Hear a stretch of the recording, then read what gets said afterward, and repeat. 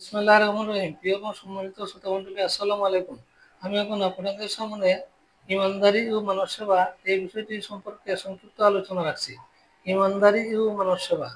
রাসূল ইরশাদ করেছেন, দুনিয়ার মানুষ টাকা পয়সা বাড়ি গাড়ি এসব বৈষয়িক সম্পত্তিকে শ্রেষ্ঠ মনে করে, কিন্তু একজন মানুষের শ্রেষ্ঠ সম্পদ হলো দুটি জিনিস, যার মধ্যে এই দুটি অমূল্য সম্পদ পাওয়া যাবে, দুনিয়া আখিরাতে সে চূড়ান্ত সফলতা লাভ করবে।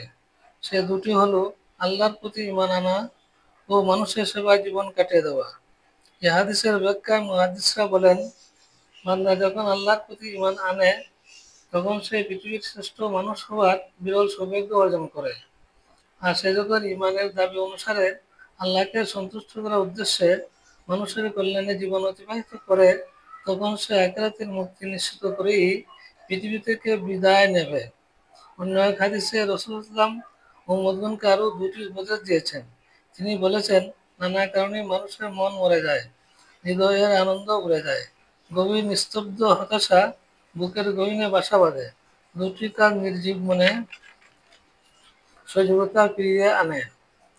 তা হলো আল্লাহ আল্লাহওয়ালাদের সংস্রবে থাকা ও জ্ঞানীদের জ্ঞানপূর্ণ কথা শোনা।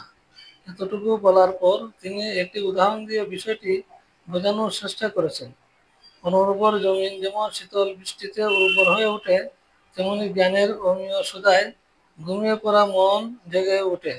প্রিয় এবং সম্মানিত শ্রোতামণ্ডলী, পরিশেষে আমি আপনাদেরকে আবারও সালাম জানিয়ে আমি আমার সংক্ষিপ্ত আলোচনা এখানে শেষ করছি।